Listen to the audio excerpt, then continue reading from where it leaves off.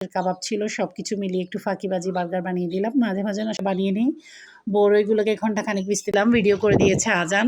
তো অন্যদিকে চুলায় বড়ই আবার অনেকে এই পর্যায়ে আচারকে চুলায় দিয়ে একটু নাড়াচাড়া করে নিয়ে আসসালামু আলাইকুম, সবাই কেমন আছেন? আশা করছি আল্লাহর রহমতে সবাই সুস্থ আছেন, ভালো আছেন। আলহামদুলিল্লাহ আমরাও ভালো আছি। আর একটি নতুন ভিডিও দেখার জন্য আপনাদের সবাইকে আমন্ত্রণ জানাচ্ছি। আশা করছি আমার আজকের ভিডিওটি আপনাদের খুব ভালো লাগবে। তো এই তো সুন্দর একটা সকাল। আজকে সকাল সকাল ঘুম থেকে উঠে টুকটাক একটু কাজ করে আমি আমাদের পুরনো বাড়ির দিকে গিয়েছিলাম হাঁটতে হাঁটতে। সেদিকে কিছু কাজ ছিল, যেহেতু ভাড়া করা আছে, দেখা যায় কি ওখানে মাঝে মাঝে কিছু কাজ বাড়তি বের হয়, সেগুলো দেখে আসতে হয় বা পরবর্তীতে মানুষকে দিয়ে করিয়ে নিতে হয়। তো একটু হাঁটাহাঁটি করে দেখে আসছিলাম, যাবো যাবো করছিলাম কয়েকদিন ধরে, সময় সুযোগে মিলছিল না। তো আজকে ভাবলাম হাঁটতে হাঁটতে একটু ঘুরে আসি। ঘর থেকে দেখা যায় কি অল্প কিছু সময়ের জন্য বের হলেও অনেক কাজ জমে পড়ে থাকে। বাচ্চারা খাবার সামনে থাকলেও নিয়ে খায় না, কারণ কখন আম্মু আসবে বলা ছাড়া কিছুই ধরবে না। তো যা হোক, এদিকে আজকে সকালের নাস্তায় ওদেরকে বার্গারের মতো করে দিয়েছিলাম। কিছু মাংসের কাবাব ছিল, সব কিছু মিলিয়ে একটু ফাঁকিবাজি বার্গার বানিয়ে দিলাম। মাঝে মাঝে না সকালে উঠে রুটি পরোটা এটা ওটা বেলাবেলি করতে ইচ্ছে করে না, ইচ্ছে করে সিম্পলের মধ্যে সেরে ফেলি। তো বাড়ি থেকে আসার সময় দেখা যায় গেল যে ক্ষেতের মধ্যে খুব সুন্দর ধনেপাতা হয়েছে। যদিও বা সেটা আমাদের ক্ষেত না, পাশে একজনের ক্ষেত ছিল। তো ওনাকে বলে রেখেছিলাম, আমাদের পরিচিত, যে আমাকে ২ আঁটি ধনেপাতা দিতে। এই ধনেপাতাগুলো এত সুন্দর লাগছিল। তো ও আমাকে ২ আঁটি ধনেপাতা দিল। ১ আঁটি ২০ টাকা করে, ২ আঁটি ৪০ টাকা দিয়ে নিয়েছি। ধনেপাতাগুলো যখন আমি কাটছিলাম, দেখা যাচ্ছে কি এতটা সুগন্ধ, পুরো রুমটাই সুগন্ধে ভরে গিয়েছে। তো এদিকে আজকে আপনাদেরকে আমি আমার নাতিদের সাথে পরিচয় করিয়ে দিচ্ছি। তো ১ম দফায় আমার যে নাতিগুলোর জন্ম হয়েছিল, সেখানে ৩ জন ছিল। যারা আগে থেকে আমার ভিডিও দেখছেন আপনারা নিশ্চয়ই দেখেছেন, ৩ জন ছিল। সেখান থেকে একজন মারা গিয়েছে, কবর দিয়েছি। তো এদিকে পরবর্তীতে আরও দেখা যাচ্ছে কি ৭টা ডিম হয়েছে। তো সেই ৭টা ডিম থেকে আম এখন ৪টা বাচ্চা হয়েছে। তো আমি এই ভিডিওটা রেডি করেছি ৩ দিন আগে। বিভিন্ন ঝামেলার কারণে ভয়েস দিতে পারিনি। আজকে ভাবলাম ফাইনালি ভয়েসটা দিয়েই দিই।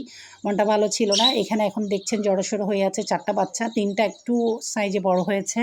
ওরা একদম আঁটিসাঁটি মেডে ত্রিভুজের মতো হয়ে আছে। আর কোনায় একটা পড়ে আছে লাল টুকটুকে পিচ্চি।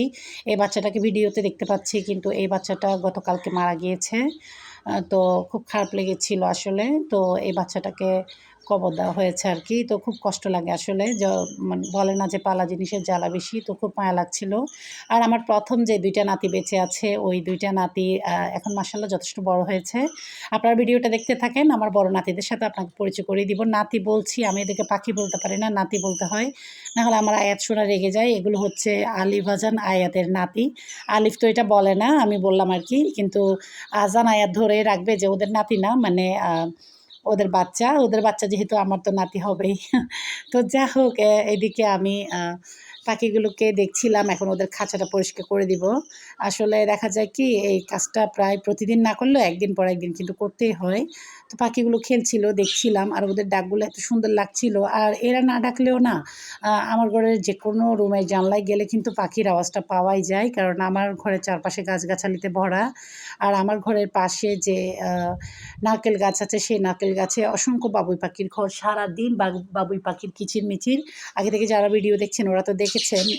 আবার পরবর্তীতে কোনো একটা ভিডিওতে শেয়ার করব। নতুন ঘর করেছে অনেক। তো এদিকে গত ভিডিওতে দেখেছিলাম যে বড়ইগুলো বাচ্চারা পরিষ্কার করে নিয়েছিল। বললাম না ব্যস্ততার কারণে রেডি করতে পারিনি। আজকে ভাবলাম ফাইনালি বড়ইয়ের আচারটা বানিয়ে নিই। বড়ইগুলোকে ঘন্টাখানেক ভিজতে দিয়ে রেখেছিলাম। তারপর ভালো করে ধুয়ে নিয়েছি। আর প্রতিটা বড়ই আমি এক পাশ থেকে চিড়ে চিড়ে দেখে পরিষ্কার করে নিয়েছি। মানে বাচ্চাদেরকে দেখিয়ে দিয়েছি, ওরা পরিষ্কার করে নিয়েছে। এগুলো ভিজতে দিতে হয়েছিল, কারণ বড়িগুলো খুব শক্ত ছিল।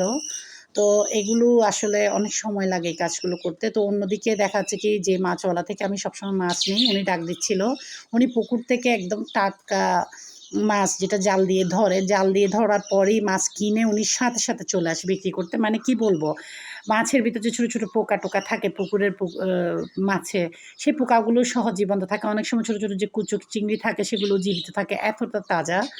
তো এই মাছগুলো, মলা মাছগুলো খুব সুন্দর ছিল। তো ওইখানে কিছু পুঁটি মাছ আর মলা মাছ মিক্স করা ছিল, সেগুলো আমি একটু বেছে নিচ্ছি।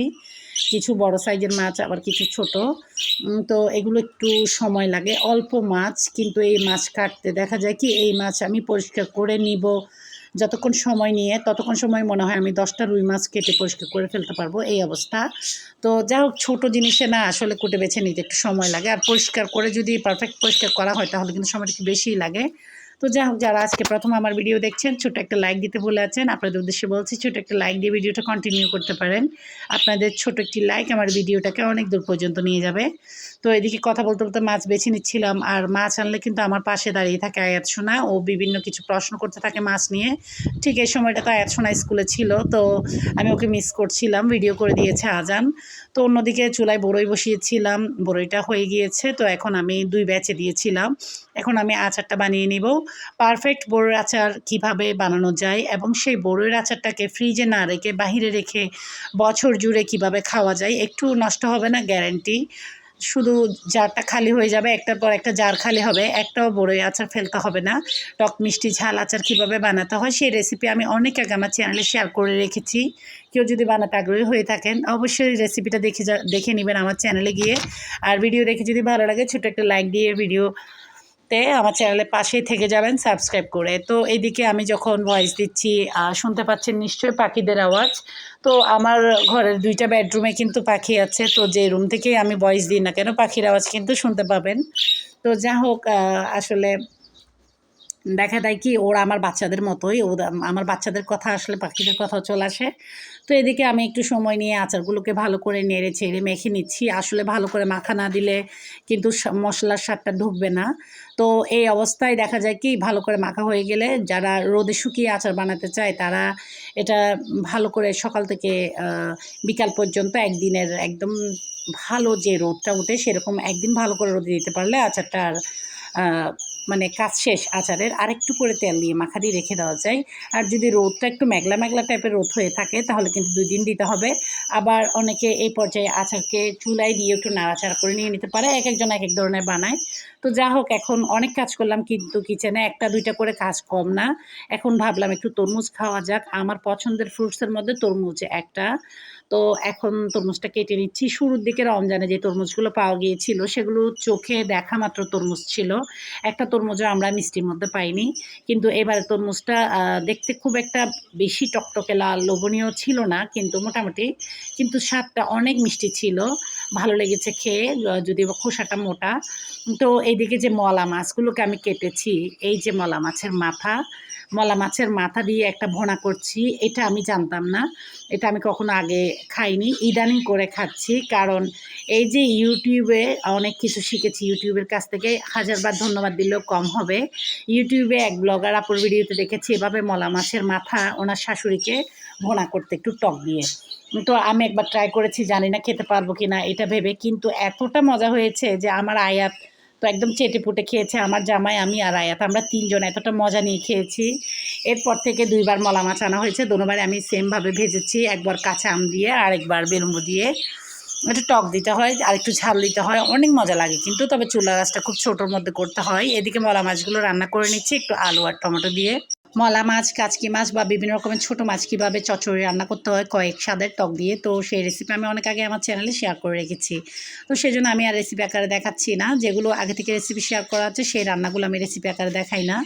তো এদিকে রান্না বসিয়ে দিলাম, আজকে কিন্তু একটু সকাল সকাল রান্না করে ফেলেছি। আসলে ছোটো মাছ নিলে কিন্তু সাথে সাথে রান্না করে ফেলি, এটা ফ্রিজে রেখে খেলে ভালো লাগে না। তো অন্যদিকে দেখাচ্ছিলাম যে শিক্ষার্থীদের অবস্থা, পরীক্ষার্থী 2025 সালের এসএসসি পরীক্ষার্থীরা সবাই সেন্টারে ঢুকছে পরীক্ষা দিতে। একবার স্কুলে সেন্টার পড়ে প্রতি বছরের ন্যায়। তো আমার আসানে স্কুলে পড়ে, তো ওর সেন্টার তো আর এখানে পড়বে না। আগামী বছর এই দিনে আমিও ব্যস্ত থাকবো, আমার মেজো ছেলে আজান এই দিনে পরীক্ষা দেবে।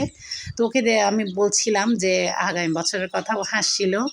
আসলে দেখা যায় কি সময়ের সাথে সাথে ব্যস্ততার বিভিন্ন রকমের রূপ পাল্টায়। এবার কীভাবে যে দিনগুলো ফুরিয়ে যাচ্ছে, বয়স চলে যাচ্ছে, আমাদের দুনিয়ার দিনও শেষ হয়ে আসছে। এই তো বাচ্চাগুলো এই দিনই তো ছোট ছিল, এই দিনই তো জন্ম হলো, হাঁটি হাঁটি পা পা করে কত বড় হয়ে গিয়েছে, ভাবতেই অবাক লাগে। তো আসলে কিছু করার নেই, দিন যাচ্ছে দিন আছে, ধরে রাখলে হবে না। যে যতটা এবাদত আমলনামা করতে পারে ততটাই ভালো, যেহেতু গণার দিন ফুরিয়ে যাচ্ছে। আমরা ভাবি যে এখনও অনেক দিন পড়ে আছে। দেখা যাচ্ছে কি ইদানিংকার মানুষের মরতেও সময় লাগে না। সুস্থ সবল মানুষ আজকে দেখলাম ঠিক দেখা যাচ্ছে কিছুক্ষণ পর মাইকে বলল মারা গিয়েছে। আবার এমন কিছু মানুষ আছে দেখা যায় কি বছরের পর বছর অসুস্থতায় বিছানায় পড়ে আছে। মনে হচ্ছে যেন আজকে মরে যাবে বা কালকে মরে যাবে, বাঁচবে না মনে হয় এমন অবস্থা। এরা দেখা যাচ্ছে বছর পর বছর বেঁচে থাকে। যা হোক সবই আল্লাহর মর্জি। প্রসঙ্গ উঠলো তাই বলে ফেললাম। কারণ গতকালকে এ ধরনের একটা নিউজ পেয়েছিলাম। যা হোক ওই বিষয়ে ডিটেইলে যাচ্ছি না। এই তো আমার বড় নাতি যেগুলো ১ম বাচ্চা হয়েছিল সেগুলোকে এখন ভিডিওতে দেখাচ্ছি। কত বড় হয়ে গিয়েছে তাই না? মাশাআল্লাহ।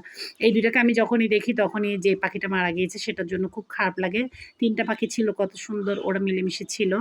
তো এই দোনোটা মেয়ে পাখি সম্ভবত। তো এই যেটা পাতিলের ভিতর আছে এটা একদম হালকা টিয়া কালারের, একদম এক কালার। এটার গায়ে কোনো ডোরা নেই। কিন্তু যেটা কাঠের উপর বসে আছে এটা দেখতে একদম মায়ের মতো হয়েছে। এটার গায়ে কিছু কালো, কালো ডোরা আছে। তো দেখতে এতটা সুন্দর লাগছিল। আর ওই টিয়া রঙের পাখিটা কিন্তু পাতিল থেকে খুব কম বের হয়। ইদানিং বের হচ্ছে কিন্তু তুলনামূলকভাবে কম। আর এদিকে কিছু ছোট আলু দিয়ে মুরগির মাংস ভুনা করছি। তো এটা ভুনা করতে পারলাম না শেষ পর্যন্ত। বাচ্চারা বলল যে ওরা ঝোল খাবে। তো আবার পরবর্তীতে পানি দিয়ে দিলাম আরকি, মানে ঝোল করলাম। এদিকে মূলা রান্না করছি মুরগির হাড্ডি বা মুরগির পায়া দিয়ে। তো এভাবে একটু পাতলা ঝোলে রান্না করছি। এগুলো ফ্রোজেন করা মূলা। এই সময় তো মূলা পাওয়া যায় না। আর এখানে কিছু আলু সিদ্ধ করে রাখবো। ছোট, ছোট আলুগুলো যে শেষ করতে হবে দ্রুত এগুলো এত বিরক্তিকর লাগছিল। বিকালবেলা আলু পরোটা বানাবো সেজন্য বিকালের নাস্তায়। সেজন্য এখন আলুটা সিদ্ধ করে চটকে রেখে দিব আরকি, রেডি করে রেখে দিব। তো অন্যদিকে আজকে রান্নায় কী করেছি আপনাদের সাথে সিম্পলের মধ্যে শেয়ার করছি।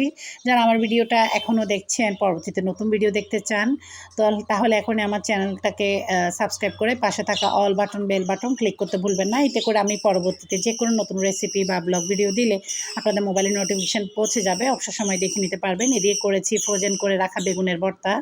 আজকে বেশিরভাগ রান্না কিন্তু ফ্রোজেন করা জিনিস দিয়েই করেছি। তো খেতে ইচ্ছে হলো তাই করলাম। তো এখন বিকালবেলা আয়াত ঘুরতে বেরিয়েছিল আজানের সাথে। আসার সময় চকবার নিয়ে এসেছিল। ইদানিং একটু গরম পড়ছে, দেখা যাচ্ছে কি ঠান্ডাটা একটু খাওয়া হচ্ছে। আর এগুলো হচ্ছে এই আয়াতের ঈদের সালামির থেকে চকবার আনে ও আমাদের জন্য। তো আজকে সুন্দরভাবে একটা দিন কাটিয়ে দিলাম। সবাই ভালো থাকবেন। আজকের জন্য এতটুকু। আল্লাহ হাফেজ।